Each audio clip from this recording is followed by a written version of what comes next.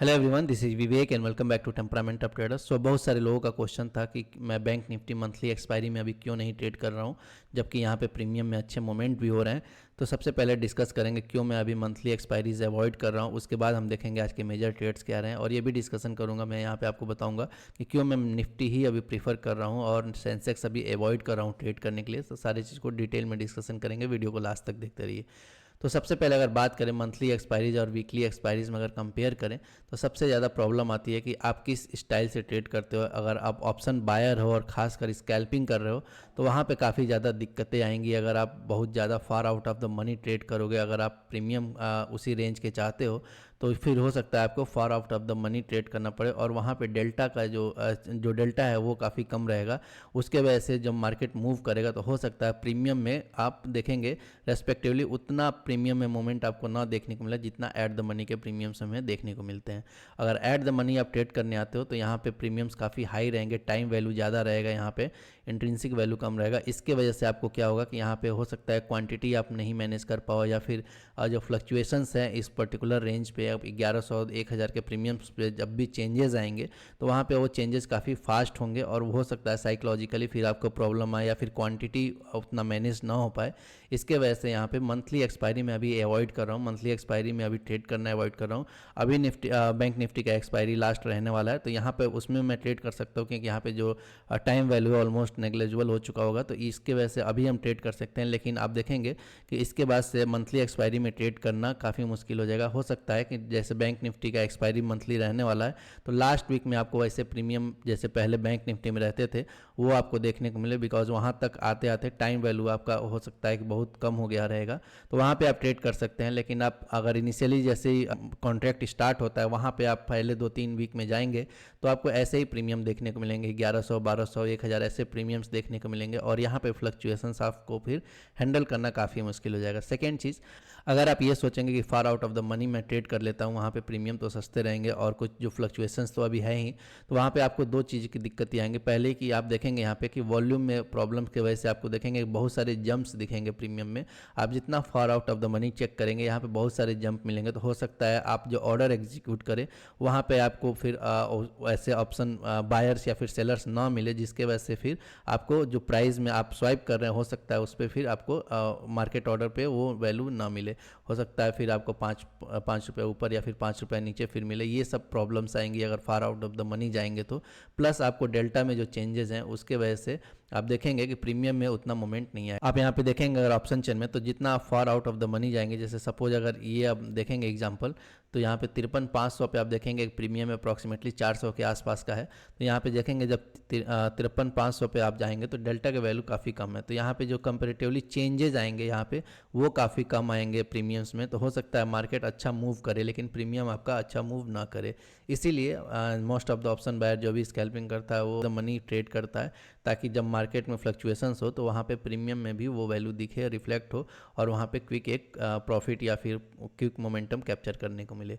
लेकिन यहाँ पे देखेंगे वो चीज़ का कमी आपको दिखेगा यहाँ पे, और उसी वजह से यहाँ पे मंथली एक्सपायरी में अवॉइड कर रहा हूँ। दूसरा सेकंड क्वेश्चन आता है कि क्यों मैं सेंसेक्स अवॉइड कर रहा हूँ। तो आप देखेंगे कि सेंसेक्स एक फास्ट मूविंग इंडेक्स है, तो यहाँ पे एक एक कैंडल में आपको देखेंगे कि 600-700 पॉइंट का फ्लक्चुएशन से यहाँ पे आएगा।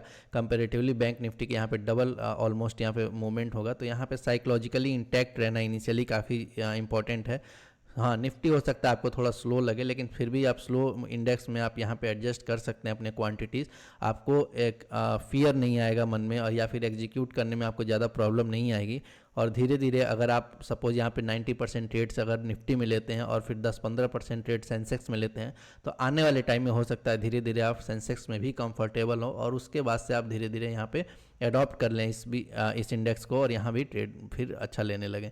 तो वो थोड़ा over the period of time ही हो पाएगा। अगर इनिशियली आप देखेंगे तो मैं भी सेंसेक्स में भी ट्रेड नहीं कर पा रहा हूँ ड्यू टू लार्ज फ्लक्चुएशंस, और यहाँ पे वो चीज़ मुझे नहीं चाहिए। यहाँ पे लार्ज फ्लक्चुएशंस की वजह से फिर साइकोलॉजिकली भी इंटैक्ट नहीं रह पाता है आदमी, और वहाँ से फिर गलतियाँ चालू हो जाती हैं। और एक एक कैंडल यहाँ पे जहाँ 300-400 पॉइंट के बनते हैं सेंसेक्स में, हो सकता है कभी क्वांटिटी मैनेज ना हो पाए या टेम्परामेंट ख़राब हो और किसी दिन, और वहाँ पे हमें बड़े लॉसेस हो जाएं। तो उस चीज़ को अवॉइड करना है। यहाँ पे निफ्टी में ही अभी ट्रेड कर रहा हूँ मैं। निफ्टी में अगर 90-95% ट्रेड्स मेरा निफ्टी में ही रहेगा और यहाँ पे अगर मैं कंफर्टेबल हो जाऊँगा तो आने वाले दिनों में हो सकता है कि धीरे धीरे सेंसेक्स में मैं ट्रेड करूँ और वहाँ अगर कंफर्टेबल अपने आप को पाऊँगा देन वहाँ कंटिन्यू करूँगा। अदरवाइज़ क्या होगा कि यहाँ पे मैं निफ्टी में ही ज़्यादा फोकस करूँगा और यहाँ पे वॉल्यूम्स भी अच्छे रहेंगे निफ्टी में, तो इस वजह से यहाँ पे जो मेरा मेन फोकस है अभी वो निफ्टी में ही रहेगा।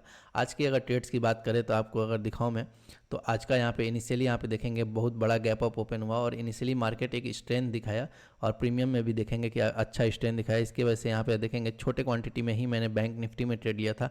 अब यहाँ पे बैंक निफ्टी में मैंने क्यों ट्रेड लिया था कि यहाँ पे अभी टाइम वैल्यू ऑलमोस्ट नेग्लेजिबल हो चुका है, क्योंकि इसी वीक में मंथली एक्सपायरी अभी होने वाला है, तो जिसके वजह से अभी डेल्टा अच्छा है और यहाँ पे प्रीमियम में मोमेंट अच्छे हैं और प्रीमियम भी रीजनेबल प्राइस में है।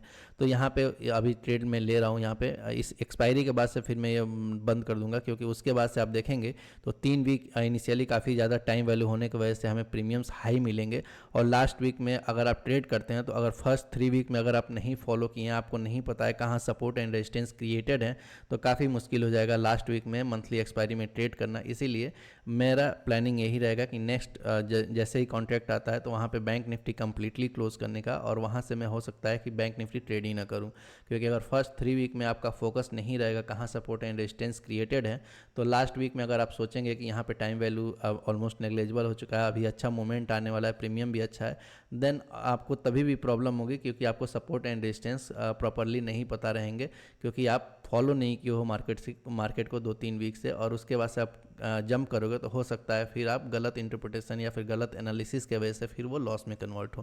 तो इसी वजह से अभी फोकस निफ्टी और सेंसेक्स पे ही रहेगा, मोस्टली निफ्टी पे रहेगा। यहाँ पे देखेंगे फर्स्ट ट्रेड मैंने लिया था 150 क्वांटिटी में ही, मैंने एक क्विक प्रॉफिट बुक किया था, कुछ ही सेकंड्स में ये ले लिया था मैंने। अगर 50 पॉइंट मिल रहा है, मैं हमेशा ये चीज़ आपको फोकस करता हूँ कि मुझे अगर 40-50 पॉइंट क्विकली मिल जाए तो मैं और वेट नहीं करता हूँ। मुझे ये ज़रूरी नहीं है कि यहाँ पे अगर 10-20 सेकेंड में वो मिल जाए तो उसको मैं और अगर ग्रेडी बन जाऊँ और वहाँ रुकूँ। जो भी मेरा टारगेट है अगर वो 2 सेकंड में भी मिलता है तब भी मैं एग्जिट कर जाता हूँ। यहाँ पे 40-50 पॉइंट इजीली मिल गए थे, इसीलिए यहाँ पे मैंने छोटे क्वांटिटी में इसको एग्जिट कर लिया था। छोटे क्वांटिटी लेने का यहाँ पे यही रीज़न था कि फ्लक्चुएशंस काफ़ी तेज़ था इनिशियली, और हो सकता है कई बार ऐसे ट्रेड्स अगर आप फर्स्ट मिनट में ले रहे हो तो वहाँ से रिवर्स भी हो जाते हैं। तो उस केस में अगर आपका क्वांटिटी यहाँ बड़ा रहेगा तो हो सकता है फिर आपके लॉस तुरंत एक्सीड कर जाए या फिर तुरंत बहुत बड़ा लॉस देखने को मिले। तो इसीलिए यहाँ पे हमेशा अगर फर्स्ट 1-2 मिनट में मैं ट्रेड लेता हूँ तो कोशिश करता हूँ वहाँ पे क्वांटिटी एकदम छोटा रखूँ, ताकि वहाँ पे अगर रिवर्सल्स भी होता है क्विकली तो वहाँ पे मेरे जो लॉसेस है वो मैनेजेबल रहें। यहाँ से अगर 60-70 पॉइंट अगर रिवर्स भी चला जाता तो लॉसेस कंट्रोल में रहते हैं, उसके वजह से मुझे साइकोलॉजिकली कुछ प्रॉब्लम नहीं होता। इसीलिए फर्स्ट 1-2 मिनट में अगर जो भी ट्रेड लें वहाँ पे थोड़ा छोटा क्वांटिटी में ही जाने का ज़रूरत है। अदरवाइज़ आपको अगर पहले ही लॉस लेके बैठ जाएंगे तो फिर पूरे दिन उसको हो सकता है कि रिवेंज में उसको रिकवर करने या फिर कहीं उल्टा सीधा और ट्रेड ले लिए तो वो पाइल अप होने लगेंगे। तो आप सेकेंड ट्रेड देखेंगे यहाँ पे जैसे ही मार्केट कंसोलिडेट किया, एक प्राइस एक्शन क्रिएट कर रहा था, यहाँ पे मैंने कॉल साइड फिर से ट्रेड लिया था बैंक निफ्टी में ही, और यहाँ पे जैसे ही मोमेंटम फेड हो रहा था यहाँ पे मैंने उसको बुक कर लिया था। थर्ड ट्रेड मैंने निफ्टी में लिया था। यहाँ पे आप देखेंगे एक यहाँ पे कॉल साइड प्रोसीड हुआ था मार्केट, उसके बाद से आप देखेंगे फिर से एक सेलिंग प्रेशर बना और यहाँ पे एक शार्प सेलिंग आया। जैसे ही यहाँ पे ब्रेक हुआ, इंट्राडे जो सपोर्ट एक क्रिएट हुआ था वो जैसे ही यहाँ पे ब्रेक हो रहा था, यहाँ पे एक मोमेंटम अच्छा देखने को मिला प्रीमियम में। और ये चीज़ मैं हमेशा बोलता हूँ आपको, जब भी इंट्राडे में कोई सपोर्ट क्रिएटेड हो और अपोजिट साइड ब्रेक करे मार्केट, वो हमारे लिए बेस्ट चांस रहता है, क्योंकि जो लोग भी यहाँ पे अपना एसएल रखेंगे हो सकता है क्विकली वो बुक करने जाए और वहाँ पे हो सकता है फिर हमें एक अच्छा मोमेंटम देखने को मिले। तो निफ्टी में आप देखेंगे यहाँ पे जो थर्ड ट्रेड मैंने लिया था, यहाँ पे 2 बार में मैंने एंट्री लिया था और उसके बाद से एग्जिट किया, तो अच्छा एक प्रॉफिट यहाँ पे मिला था।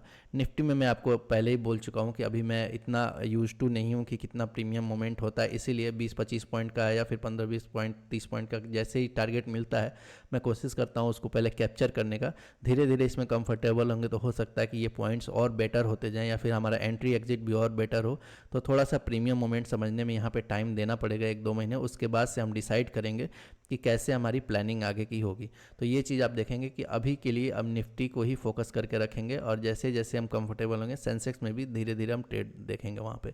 तो यहाँ पे देखेंगे अभी मार्केट यहाँ पे बना हुआ है और मार्केट अभी हायर लेवल पे होल्ड कर रहा है, तो अच्छा एक रिकवरी आप देखेंगे बैंक निफ्टी में। आप देखेंगे यहाँ पे ऑलमोस्ट 2500 पॉइंट का रिकवरी आप लो से देखेंगे यहाँ पे हुआ है और निफ्टी में भी अच्छा खासा एक रिकवरी हुआ। तो अगर मार्केट यहाँ से होल्ड करके ऊपर जाने की कोशिश करता है तो अच्छे फिर कुछ मोमेंटम देखने को मिले यहाँ पे, और 52,500 का लेवल यहाँ पे इंपॉर्टेंट रहने वाला है। 52,500 के लेवल से अगर फिर से फ्रेश सेलिंग आती है देन हो सकता है हमें सेलिंग प्रेशर देखने को मिले मार्केट में।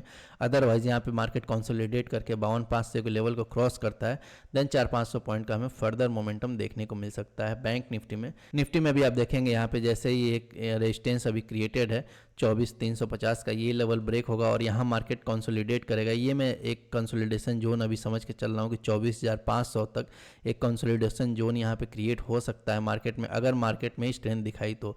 यहाँ पे अगर मार्केट स्ट्रेंथ दिखाता है तो आने वाले टाइम में हो सकता है 24,500 का जब लेवल ब्रेक हो देन यहाँ पे हमें अच्छा मोमेंटम देखने को मिल सकता है। लेकिन सबसे ज़रूरी है कि मार्केट पहले यहाँ पे कुछ टाइम स्पेंड करे, अदरवाइज जैसे ही यहाँ पे ऊपर तुरंत जाने की कोशिश करेगा हो सकता है फिर 24,500 के लेवल से कॉल सेलर फिर से यहाँ पे ट्राई करेंगे और सेलिंग प्रेशर एक क्रिएट करेंगे मार्केट को नीचे लाने का।